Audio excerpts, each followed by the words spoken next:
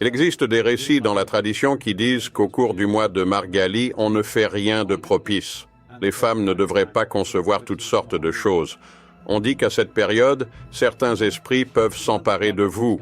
Le mois de Margali arrive du 16 décembre au 14 Est-ce que Margali dure jusqu'au 14? Oui, c'est Margali. Ce que cela signifie, c'est qu'en termes d'inertie dans l'hémisphère nord de la planète, ce mois est celui où l'inertie est à son apogée. Cela signifie que, sans le savoir, tout ralentit. Le corps physique tend à ralentir. Nous devons nous assurer de rester actifs, car si le corps ralentit, ce n'est pas seulement une question physique, cela affecte aussi l'esprit et peut provoquer une légère dépression.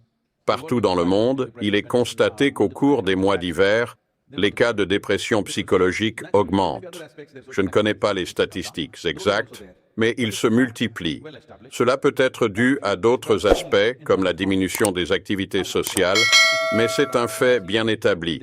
Si vous plantez une graine en mars, elle poussera différemment que si vous essayez de la faire germer entre décembre et janvier pendant Margali. En raison de cela, dans le sud de l'Inde, il était presque interdit pour une femme de concevoir ce mois-là. Si elle concevait, cela pouvait aboutir à un bébé moins bien développé. Ainsi, de nombreuses précautions étaient prises pour s'assurer qu'une femme ne conçoive pas durant ce mois, car ce qui germe à cette période n'est pas de la meilleure qualité.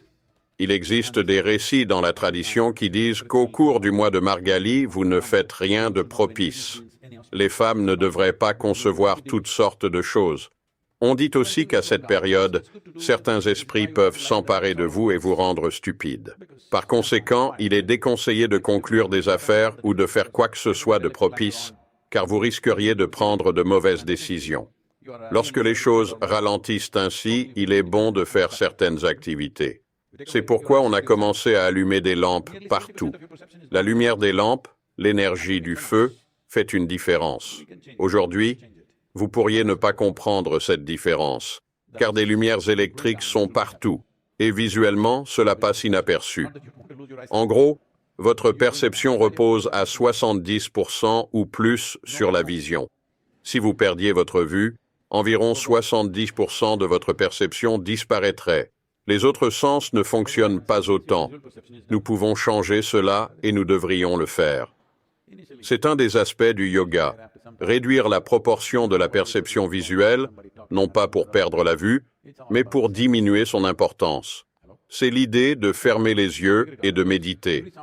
Il n'y a pas de peur de manquer quelque chose, FOMO. Fermez les yeux et cela signifie que votre perception visuelle est mise de côté. De quoi parle-t-on ici? Au début, ces problèmes existent, mais avec le temps, que ce soit le vent qui souffle, quelqu'un qui parle ou un autre bruit, tout devient semblable, juste du bruit. Prenez le temps de comprendre.